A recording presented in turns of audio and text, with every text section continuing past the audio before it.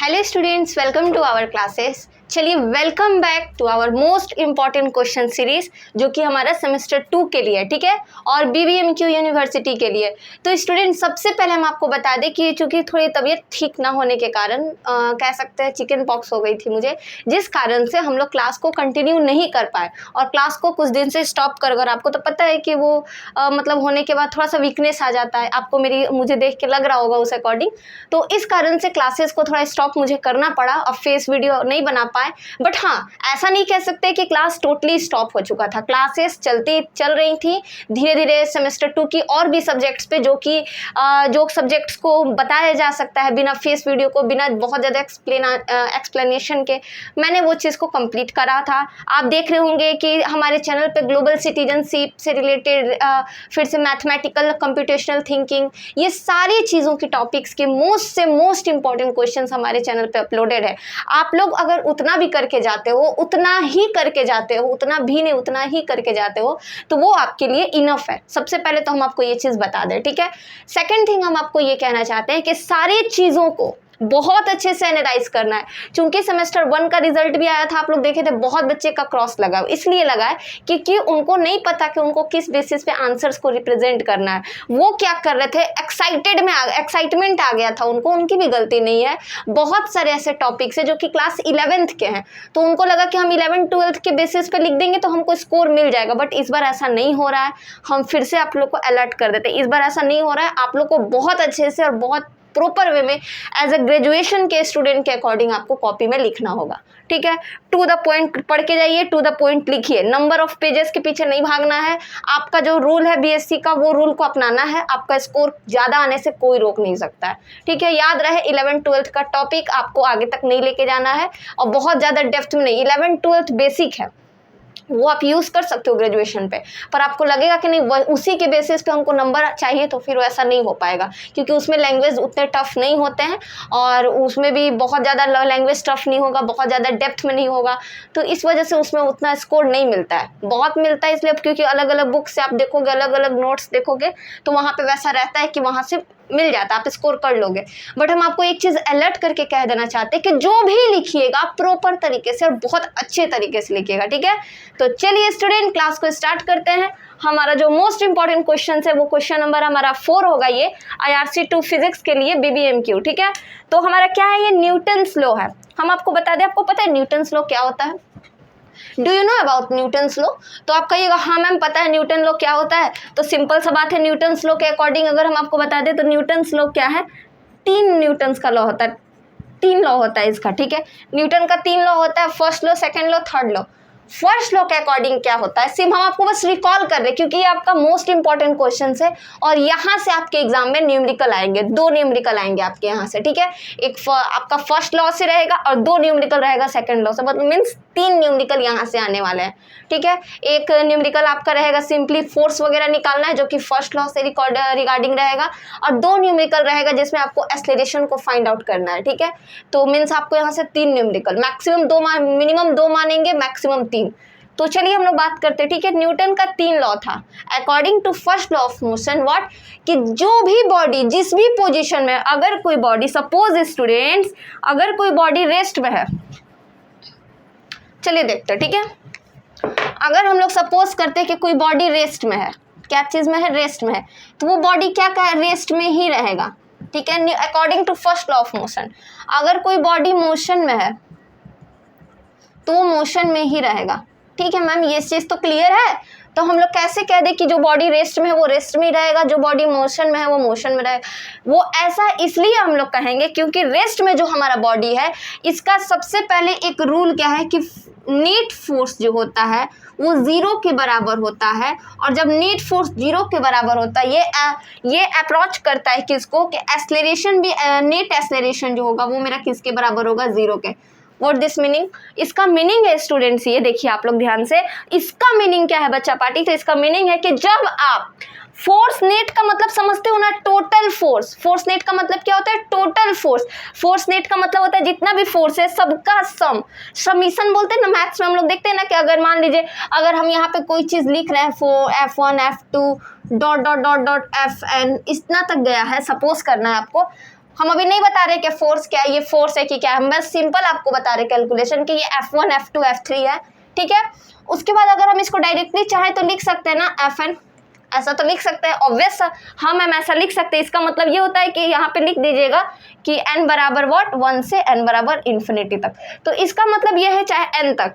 तो इसका मतलब क्या है कि हम लोग सिंपल सा समीशन के फॉर्म में इस सारे हेड को रिप्रेजेंट कर दे रहे हैं, ठीक है। वैसे यहाँ पे भी क्या होगा, इन सारे का सम जो होगा वो 0 के बराबर होगा, ये सारे का सम क्या होगा 0 के बराबर होगा। और वो क्या दिखाएगा, और वो दिखाएगा कि उस केस में हमारा एक्सेलरेशन भी 0 होता है। मतलब क्या, एक्सेलरेशन का मतलब आपको पता है क्या होता है? एक्सेलरेशन का मतलब बहुत लोग बोलते हैं मोशन में जाना, जी नहीं। एक्सेलरेशन का मतलब होता है जब हम लोग गाड़ी चलाते हैं, देखे होंगे बहुत लोग एक्सेलरेट बोलते हैं, एक्सेलरेटर लो। एक्सेलरेटर लो का मतलब क्या है, आप जिस मोशन में जिस स्पीड में चल रहे हो उसकी स्पीड को बढ़ाना, दैट इज एक्सेलरेशन। एक कांस्टेंट मोशन में आप चल रहे हो और उसकी स्पीड को आप अचानक से बढ़ा रहे हो, दैट इज एक्सेलरेशन। मींस जितना फोर्स लगेगा उतना ज़्यादा एक्सेलरेशन बढ़ेगा, ये हम लोग सेकंड लॉ में पढ़ेंगे, ठीक है। यहाँ पे बात करते हैं क्या कि जितना भी नंबर ऑफ फोर्सेस आप अप्लाई करोगे, यू नो वेरी वेल कि force is a vector quantity where direction and magnitude both are given. You know ना कि force is a vector quantity. तो फोर्स चूंकि वेक्टर क्वांटिटी है तो इसमें मैग्नीट्यूड और डायरेक्शन दोनों होगा। मैग्नीट्यूड और डायरेक्शन दोनों होने के कारण यहाँ पे क्या होगा कि हमारा जो टोटल फोर्स निकलेगा, टोटल फोर्स जो भी, हम ये नहीं कह रहे हैं कि ये सिंगल फोर्स 0 होगा, ये सिंगल F2 0 होगा, जी नहीं। यहाँ पे मान लीजिए 5 + 4 - 3 ± कोई भी वैल्यू है, उन सबका रिजल्टेंट 0 आना चाहिए। यही कहता है F net = 0। समझ में आया हम क्या कहना चाह रहे हैं? तो इस तरीके से न्यूटन का लॉ कहता था कि अगर कोई बॉडी, इसका ये तो हो गया एक फॉर्मेट जिसमें भी हम लोग बनाएंगे मैथ्स। तो इसमें क्या होगा कि अगर टोटल फोर्स है, टोटल नेट फोर्स हमारा जो भी होगा, अगर वो 0 है तो वो अप्रोच करता है कि उसका एक्सेलरेशन भी क्या होगा स्टूडेंट्स, वो भी 0 होगा। क्लियर है? दैट मीन व्हाट, इसका मतलब क्या हुआ कि अगर आप कुछ भी कर लीजिए, अगर आप बैठे हैं, जैसे कि इसका एक और एग्जांपल ले लेते हैं, इसका न्यूटन लॉज को, न्यूटन फर्स्ट लॉ को एक और नाम से जाना जाता है, पता है क्या? Law of inertia. Law of inertia का मतलब क्या होता है?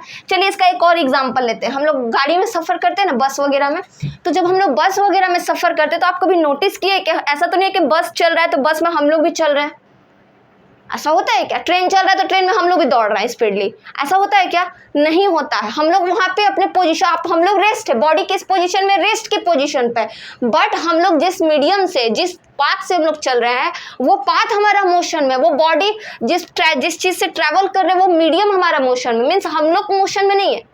Our body is not in motion, our body is in rest position, जिसको हम लोग इक्विलिब्रियम पोजीशन भी कहते हैं, और इस लॉ को इक्विलिब्रियम लॉ भी कहते हैं, ठीक है। न्यूटन फर्स्ट लॉ का याद रहे, लॉ ऑफ इनर्शिया। अगर आपसे पूछ दे डिफाइन लॉ ऑफ इनर्शिया, तो आप लोग समझिएगा कि न्यूटन फर्स्ट लॉ को डिफाइन करने के लिए कह रहा है, ठीक है।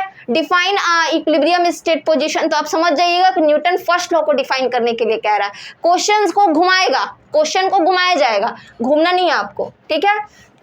तो हम लोग क्या देख रहे थे यहाँ पे कि हाँ, न्यूटन जैसे कि एग्जांपल क्या है, हाँ जैसे हम लोग गाड़ी में चल रहे, तो आप एक चीज नोटिस कीजिएगा, सिंपल, जब ट्रेन स्टार्ट होगा तब हम लोग क्या होगा, उस टाइम पे थोड़ा मूव करते हैं, आगे पीछे होते हैं। जब बस या ट्रेन रुकती है तब हम लोग पीछे आगे की तरफ चलते हैं। इसका क्या मतलब हुआ? तो सिंपल सा बात है मैम, इसका मतलब ये हुआ कि हमारा जो पोजिशन था वो डिस्टर्ब होता है। वो क्यों होता है? लॉ ऑफ इनर्शिया के कारण। मीन्स व्हाट, कि अगर आप रेस्ट में हो तो आप रेस्ट में ही हो, आप मोशन में हो तो आप मोशन में ही हो। तो फिर उस केस में क्या होगा, आपका मीडियम भले रेस्ट में रहे ना रहे, मोशन में रहे ना रहे, you don't have to care about anything. यहाँ पे सिर्फ यही बात है कि क्या, कि आपका पोजीशन, आपका बॉडी रेस्ट में है, दैट्स इट। तो आप रेस्ट में हो। अगर आप मोशन में आपका बॉडी है तो that mean you are in motion, ठीक है। तो फर्स्ट लॉ क्या कहता है कि if any body is in first, according to first law, change in a body is always equal to the what? If a body is in rest position, then it will remain in rest position. If a body is in motion, then it will remain in a motion position. मतलब अगर कोई body हमारा rest में है तो rest में ही है, motion में है तो मोशन में ही है, ठीक है। समझ में आया ना? वो चेंज नहीं होगा। आप किसी भी लॉ ऑफ इनर्शिया, इनर्शिया का मतलब पता है क्या होता है? कि हम अपने स्टेट को चेंज नहीं कर रहे हैं। मतलब अगर हम रेस्ट में है तो रेस्ट चेंज नहीं हो रहा है, ठीक है। और ये ओवरऑल प्रोसेस को लॉ ऑफ इनर्शिया कहते हैं, जिसको न्यूटन ने कहा था first law of motion, Newton ने इसके बारे में बताया था, इसलिए इसको Newton first law of motion कहा जाता है। समझ में आया? न्यूटन फर्स्ट लॉ ऑफ क्या है? Newton first law of simple है कि अगर कोई बॉडी हमारा रेस्ट में है तो वो रेस्ट में ही रहेगा, मोशन में है तो मोशन में ही रहेगा। वो मतलब नहीं है कि उस बीच में क्या हो रहा है, क्या नहीं हो रहा है, कैसे हो रहा है। बात यह है कि हम रेस्ट में हैं तो भले मेरे साथ कुछ भी हो जाए। कैसे? बस में है, हम एक जगह पे बैठे, हम लोग ट्रेन या बस में बैठे एक जगह से दूसरी जगह बिना मोशन के चले जाते हैं ना। ऐसा तो नहीं है कि हम लोग एक ही जगह उड़ गए, आंख बंद के आंख खुला पहुंच गए, नहीं। हम लोग ट्रेन में बैठे हुए हैं और ट्रेन में है, चाहे बस में, कोई भी चीज़ में है, तो वो क्या हो रहा है वहाँ पे, हम लोग बिना मोशन के भी पहुँच जा रहे हैं। मतलब कि हम रेस्ट में ही हैं। वो अलग बात है कि हम लोग कैसे गए, क्या गए, कब गए, किस चीज़ से गए, कितना एक्सेलरेशन लगा, का हम लोग अपने बॉडी में ही है, हम लोग मूव नहीं किए। That is first law of motion. Clear है? I hope you better understand. तो और इस तरीके से न्यूटन का फर्स्ट लॉ आपको बताता है। तो चलिए इसके बीच में इससे न्यूमेरिकल किस टाइप का पूछेगा, हम आपको थोड़ा सा उसके बारे में बता दें। ये तो रहा फर्स्ट लॉ ऑफ मोशन, ठीक है। आप लोग इसको समझ रहे हैं ना, Newton first law of motion. चलिए थोड़ा पहले सेकंड लॉ भी बता देते हैं, उसके बाद न्यूमेरिकल को बताते हैं, ठीक है। तो देखिए सेकंड लॉ ऑफ, ये तो समझ गए आप, वो चीज़ को याद रखिएगा। न्यूटन सेकंड लॉ कहता है, हम यहाँ क्या लिख दिए, force equal to mass into acceleration, where m is mass, a is acceleration. ठीक है, force equal to mass into acceleration, mass into acceleration, जिसको मास केजी में होता है, एक्सेलरेशन किस पे होता है, मीटर पर सेकंड में, और फोर्स किस पे होता है, न्यूटन में।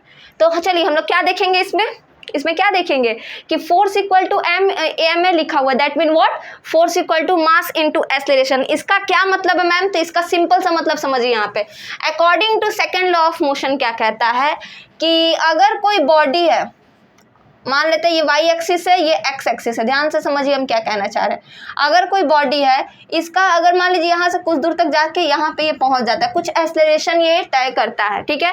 एक्सेलरेशन मान लेते हैं कितना तय करता है, तो ए बराबर मान लेते हैं 5, ए बराबर कितना मान लेते हैं, 5 मीटर पर सेकेंड मान लेते हैं। हमारा ये बॉडी है, उस बॉडी का वजन कितना है, 5 kg है, ठीक है। हम आपसे कहेंगे कि बताइए कि हम इस पर कितना फोर्स लगाए हैं, हम इस पे कितना फोर्स लगा। हमको पता है कि बॉडी का जो हमारा बॉडी का वेट है वो कितने का है, 5 kg का है। और बॉडी जब मूव किया, एक्सेलरेट किया, जब आगे बढ़ना चालू किया, तो जैसे उसका स्पीड बढ़ा, that is acceleration. Increase in speed is what, acceleration. हम पहले बताए थे ना। तो एक्सेलरेशन क्या हो गया इसका, 5 मीटर पर सेकेंड हमको दिख रहा है। तो हम आपसे कहेंगे बताइए फोर्स कितना निकलेगा, तो सिंपल सा आप कहिएगा कि मैम फोर्स इक्वल टू, अगर हम निकालने जाएंगे तो force equal to what, 5 × 5 that is 25 newton, newton metre per second, newton metre per second. समझ में आया? Newton metre square per second, newton 2 m है ना, newton metre per square, newton metre नहीं, ओवरऑल ये न्यूटन के बराबर हो जाएगा। इसमें इस तरीके से निकालें तो समझिए ध्यान से हम क्या कहना चाहते हैं। सिंपल सा हम कहना चाह रहे हैं ये चीज़ कुछ नहीं कि फोर्स इक्वल टू ma का मतलब होता है कि जितना ज़्यादा हम किसी बॉडी पे फोर्स लगाएंगे अकॉर्डिंग टू देयर मास और उसका एक्सेलरेशन, दोनों क्या करेगा, इंक्रीज करेगा। दोनों क्या करेगा, इंक्रीज करेगा। या फिर आप इसको ऐसे भी लिख सकते हैं, force is directly proportional to acceleration. मतलब क्या कि फोर्स जो है डायरेक्टली प्रोपोर्शनल किसके है, एक्सेलरेशन के। मतलब जितना ज़्यादा फोर्स लगाएंगे हमारा बॉडी उतना ज़्यादा आगे मूव करेगा, जैसे रोक देंगे उतना ही रुक जाएगा, ठीक है। That mean what, according to Newton second law of motion, आप लोग वीडियो को स्लो करके डेफिनेशन लिख सकते हैं। According to Newton second law of motion, every body, according to Newton, ध्यान से सुनिएगा हम क्या कहना चाहते हैं। सिंपल सा ऐसे लिखिएगा, Newton, according to Newton second law of motion, force is directly proportional to mass into acceleration, mass into acceleration directly, या फिर force is directly proportional to acceleration, ठीक है। तो चलिए यहाँ तक उम्मीद करते हैं समझ में आ गया होगा। एक चीज़ आपको बताना हम भूल गए कि जब आप वहाँ पे फर्स्ट लॉ जब हम लोग पढ़ रहे थे तो फर्स्ट लॉ में क्या था कि फोर्स, टोटल नेट फोर्स जो है हमारा वो 0 के बराबर है, मैंने बताया था ना। और ये क्या अप्रोच करता है कि एक्सेलरेशन बराबर 0, एक्सेलरेशन नहीं, नेट एक्सेलरेशन, मतलब टोटल एक्सेलरेशन बराबर 0, ठीक है। और इस केस में क्या होगा, जो हमारा वेलोसिटी होगा, वेलोसिटी मतलब जैसे हम लोग चलना स्टार्ट कर, दैट मीन जैसे जैसे हम लोग चल रहे हैं, दैट इज वो हमारा क्या होगा, वो कांस्टेंट होगा। मतलब क्या कि जैसे हम स्पीड करेंगे, अपने स्पीड को हम चल रहे हैं कांस्टेंट टर्म पे, मतलब यूनिफॉर्मली चल रहे हैं, बराबर चल रहे हैं। ऐसा नहीं है कि हम एक जगह पाथ मेरा खराब है तो एक जगह स्पीड होगा एक जगह कम, नहीं, हम चल रहे हैं नॉर्मल। जैसे हम अपने एक्सेलरेशन को इंक्रीज करेंगे, that mean what, total acceleration हमारा अकॉर्डिंग टू फोर्स हमारा क्या हो जाएगा, जीरो हो जाएगा। तो आई होप आपको first law of motion and second law of motion बहुत अच्छे से क्लियर होगा, और उम्मीद करते हैं आपको यहाँ पे कोई डाउट नहीं होगा, और डाउट होगा तो आप मेरे से कमेंट सेक्शन में पूछ लेंगे, ठीक है। तो यहाँ से आपको ये चीज़ क्लियर समझ में आया कि फर्स्ट लॉ और सेकंड लॉ क्या होता है, और थर्ड लॉ तो हम लोग सब कुछ जानते हैं कि न्यूटन थर्ड लॉ क्या होता है।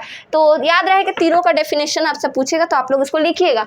According to Newton third law of motion क्या होता है, each and every body has equal and opposite reaction. मतलब क्या कि अगर आप किसी बॉडी पे 5 न्यूटन फोर्स लगाते हो तो सिंपली उधर से भी 5 न्यूटन फोर्स लगना स्टार्ट हो जाएगा। दैट मीन व्हाट, कि अगर आप बैठे हुए हो, सिंपल एग्जांपल, अगर आप बैठे हुए हो, हम आए उधर से आपको धक्का दे दिए, आप ऐसे तो नहीं करोगे वाह बैठे रहते हैं, मार रहा है ना, गांधी जी तो बनोगे नहीं आप। सिंपल सी बात है, आप भी मुझे उतना ही फोर्स है, क्योंकि बिना मतलब का किसी को तंग करने का मतलब क्या होता है, अपने पैर पे कुल्हाड़ी मारना। तो डेट इज अगर हम किसी को तंग करेंगे तो सिंपल सी बात है ना, उधर से भी तो रिएक्शन आएगा, उधर से भी तो रिएक्शन आएगा ना, तो वो भी हमको वैसे ही कर दे। तो दैट इज व्हाट, क्या हो गया हमारा, इक्वल एंड अपोजिट रिएक्शन मिल गया। That is what Newton third law.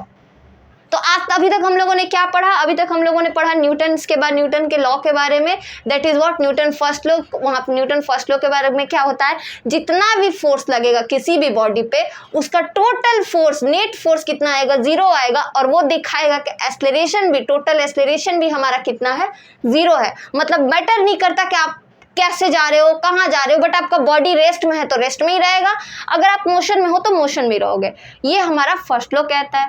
Second law of motion कहता है कि अगर आपका कोई बॉडी है, अगर आपका बॉडी क्या कर रहा है, अगर आपका बॉडी कोई भी है, अगर उसका मास और एक्सेलरेशन, आपके फोर्स लगाने से उसके मास एंड एक्सेलरेशन में चेंजेस आ रही है, दैट मीन व्हाट, कि वो हो गया हमारा second law of motion. Change in momentum भी इसमें आता है, ठीक है। मोमेंटम मतलब पल को, हर पल को चेंज करना, that is change in momentum.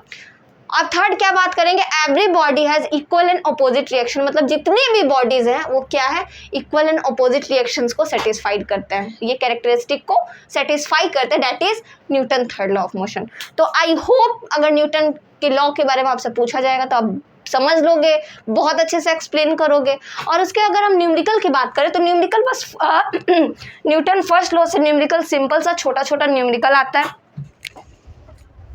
छोटा छोटा न्यूमेरिकल आता है, उसको आप बहुत अच्छे से बना लोगे। उसमें इजी नहीं है, बहुत सारा आपको फोर्स दे दिया जाएगा और आपको कहा जाएगा निकालिए ठीक है।